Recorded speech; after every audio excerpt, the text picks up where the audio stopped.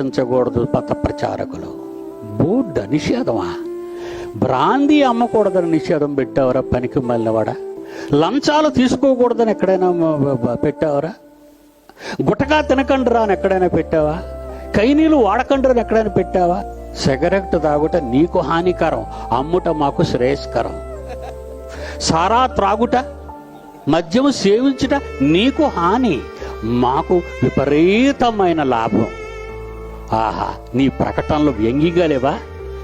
ఏం చేశారు నేను వాళ్ళు వచ్చి మీ గ్రామంలోకి? మంచి పాటలు పాడుతున్నారు, మంచి మాటలు చెప్తున్నారు. మీరందరూ చెడిపోండి, మీరందరూ మందు తాగండి, మీరందరూ సిగరెట్లు తాగండి. ఏమండి, ఏ క్రైస్తవుడైనా చెప్తాడా? నోరెత్తితే మన పాపాలు వద్దు బాబోయ్ అంటాం. వాళ్ళు నోరెత్తితే పాపాలు చెయ్యండి రా నాయన అంటారు వాళ్ళు. ఇప్పుడు అదే సిచ్యుయేషన్ భారతదేశంలో ఉంది. మీరేం చేస్తారంటే ఎవరితోని ఫైట్స్కి వెళ్ళకండి. యెహోవా కలుగు చేసే రక్షణ ఇప్పుడు మీరు ఊరకే నిలుచుండి చూడండి. దేవుడు ఏం చేస్తాడో మీరే చూదురు. కానీ మనం చూడాలి మన కళ్ళతో. Is right person. ఆయన మన గురించి ఆలోచిస్తున్నాడు. ఈ భారతదేశంలో ఉన్న క్రైస్తవుల కోసం ఆయన కూడా ఆలోచన కలుగున్నాడు. ఆకాశ మహాకాశాలు పట్టజాలని మన కన్న తండ్రి ఆలోచనలలో భారతదేశం ఉంది. భారతదేశంలోని క్రైస్తవులు ఉన్నారు.